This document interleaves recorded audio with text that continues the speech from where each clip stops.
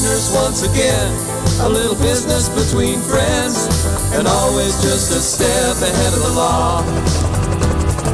Always just a step ahead of the law.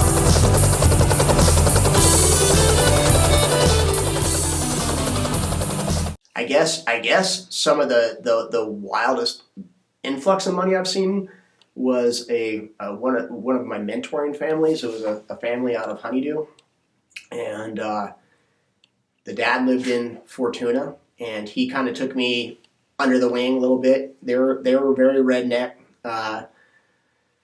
and he taught me about growing at scale, or what he believed was scale for that era. And they used to dig huge holes. They put dead sheep at the bottom of the holes, and then they do their soil mixes and stuff on top of that. And they would grow plants big enough to when they dried the stalks out, they'd almost look like a coffee can, and they'd have chunks of these things at their house from different plants, different seasons. And we would sell all their weed for them in the fall, but by spring they'd be buying weed back off us because they'd be out for their personal stash, and they were a wild group, man. And they'd get up in the morning, and there was 6 kids, bunch of grandkids, and then the parents, and they'd have a bottle of Crown on the breakfast table, Sierra Nevada. Everybody'd sit around. They didn't share joints. Everybody just rolled their 1 gram joints. Everybody had their head stash for the day, just chain smoking doobies all day long. And one of the daughters married into a guy out of Garberville that was just next level. And he had the vision, and he had some money, and these guys had the balls. And once they all meshed, it took off. I mean, it took off crazy. Like they went from rags to riches. And I mean, they went from scraping by to all the toys, all the shit. Now, ranches, thousands of acres, piling it up. I think it was like 1180 lighters, doing like 150 pounds per 80 lighter every 3 months.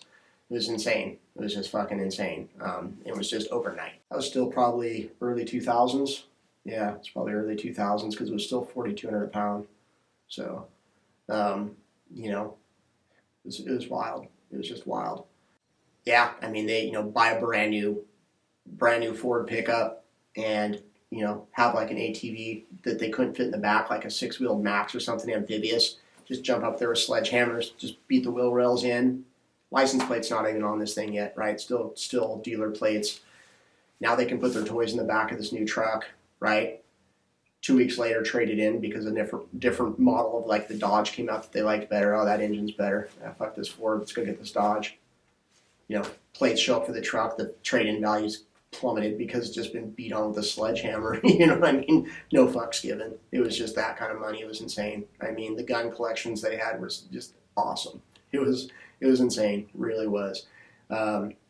Multiple refrigerators in the house.